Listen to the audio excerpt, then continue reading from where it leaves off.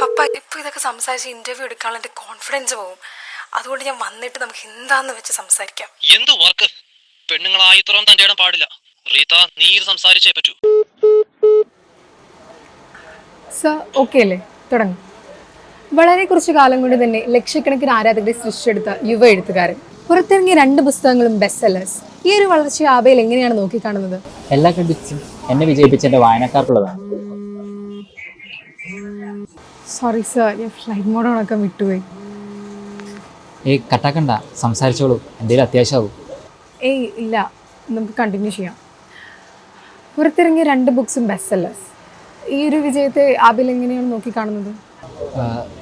ഈ ചോദ്യത്തിനാണ് ഞാനിപ്പോൾ ഉത്തരം തന്നത്.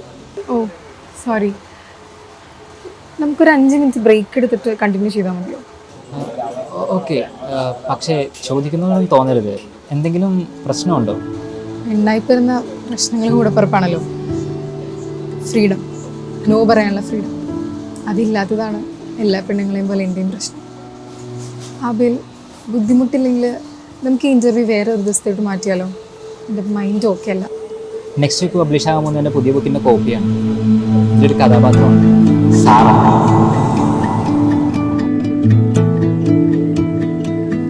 ഇഷ്ടമില്ലാത്തതിനോട് നോ പറഞ്ഞിരുന്നതുകൊണ്ട് തൻ്റെടി എന്നായിരുന്നു അവൾ നാട്ടുകാരെല്ലാം വിളിച്ചിരുന്നത്. സ്കൂളിൽ പഠിക്കുമ്പോൾ മടിയിൽ വന്നിരിക്കാൻ പറഞ്ഞ സെക്യൂരിറ്റിയോട് നോ പറഞ്ഞായിരുന്നു സാറയുടെ തുടക്കം.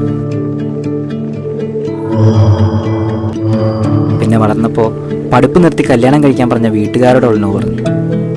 പഠിത്തം കഴിഞ്ഞ് ഇഷ്ടമില്ലാത്തവനെ കെട്ടി കുടുംബമഹിമ കൂട്ടാൻ നോക്കി കുടുംബക്കാരുടെ നോ പറഞ്ഞ് അവൾ ഇഷ്ടപ്പെട്ടവനോടൊപ്പം ജീവിതം തുടങ്ങി.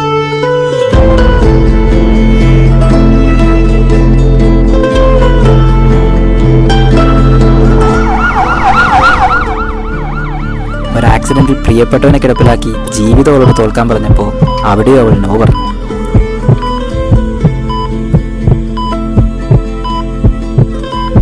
പക്ഷെ ആരോടും യാചിക്കാതെ തലയെടുപ്പോട് പണിയെടുത്തവൾ കിടപ്പിലായ ഭർത്താവിനെയും കുട്ടിയും നോക്കി. മരിക്കാൻ നേരം കുടുംബത്തെ ഓർത്തവളുടെ ഭർത്താവ് ഒട്ടും പേടിച്ചില്ല. കാരണം സാറ അവനൊരു ധൈര്യമായിരുന്നു. സാറ ഒറ്റയ്ക്കായെന്ന് പറഞ്ഞ് ചൂഷണം ചെയ്യാൻ വന്ന ചെന്നായ്ക്കളുടെ കരണം പുകച്ചവൾ നോ പറച്ചിൽ പിന്നെയും തുടർന്നു. നാട്ടുകാരുടെയും കുടുംബക്കാരുടെയും കുറ്റപ്പെടുത്തൽ കേട്ട് മനസ്സവളോട് തോൽക്കാൻ പറഞ്ഞപ്പോൾ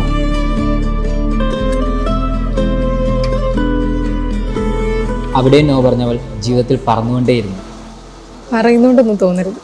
പറക്കാൻ ആഗ്രഹിക്കുന്ന സ്ത്രീകളുടെ ചിറകരിന് നിങ്ങളടങ്ങുന്ന ആൺവർഗം ഇവിടെ ഉള്ളപ്പോൾ ജീവിതത്തിൽ നോ പറഞ്ഞ് സൂപ്പർ ഹീറോ ആയിരുന്ന സാറാമ്മമാരൊക്കെ ഇതുപോലെ പുസ്തകങ്ങളെ കാണും.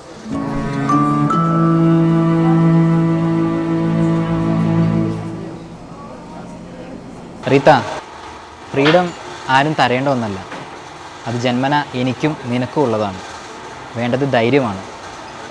പിന്നെ മാസാമാസം വേദന തിന്നാനും പ്രശ്നങ്ങളെ കൂടപ്പിറപ്പായും കാണുമ്പോൾ മാത്രമുള്ളതല്ല സ്ത്രീ. അവൾക്കും കഴിയും. A woman can. കഥയിൽ മാത്രമല്ല, ജീവിതത്തിലും. സാറ എൻ്റെ അമ്മച്ചിയാണ്.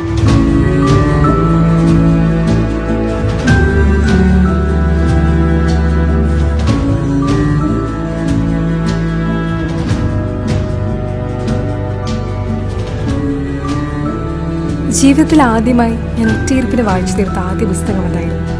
പെണ്ണിൻ്റെ ചിറകരിയുന്നവർ മാത്രമല്ല, കൂടെ കൂട്ടായി പറക്കുന്നവരുമുണ്ടെന്ന് അവൻ എന്നെ പഠിപ്പിച്ചു. ഒപ്പം മറ്റൊന്നുകൂടി അവൻ എന്നെ പഠിപ്പിച്ചു. അപ്പാ, ഇറ്റ്സ് എ നോ. ജീവിതത്തിൽ ധൈര്യത്തോടെ നോ പറയാൻ.